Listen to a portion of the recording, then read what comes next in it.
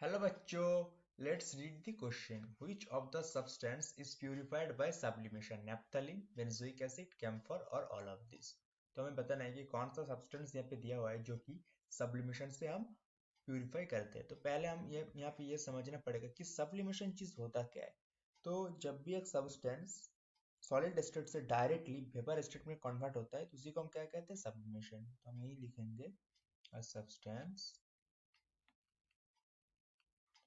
that undergoes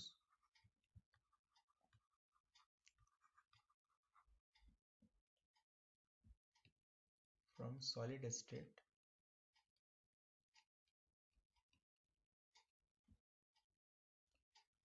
to vapor state easily।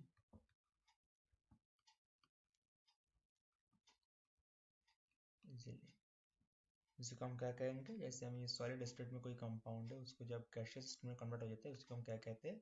Sublimation. और इसका अगर फर्दर प्रोसेस की बात करें, कैसे हम इसको प्यूरिफाई करते हैं, जैसे हमने मान लिया यहाँ पे हमारे पास एक फनेल है, एक पेट्री डिश और चाइना डिश हम बोल सकते हैं। तो यहाँ पे जो कंपाउंड है हमने मान लिया, सपोज उसका मिक्सचर यहाँ पे प्रेजेंट। तो यहाँ पे दो कंपाउंड यहाँ प्रेजेंट हमने मान लिया। तो एक जो कंपाउंड होता है वो क्या होता है? सबलाइम हो जाता है, उसका वेपर यहाँ पे बन जाता है, यहाँ पे इसके इनर सरफेस में ऐसे बन जाता है, ये जो फनल होता है।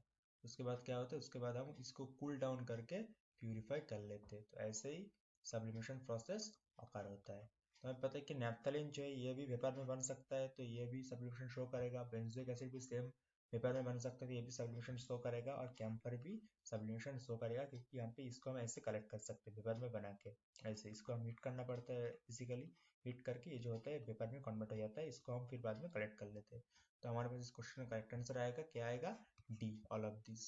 I hope you understood it well. All the best.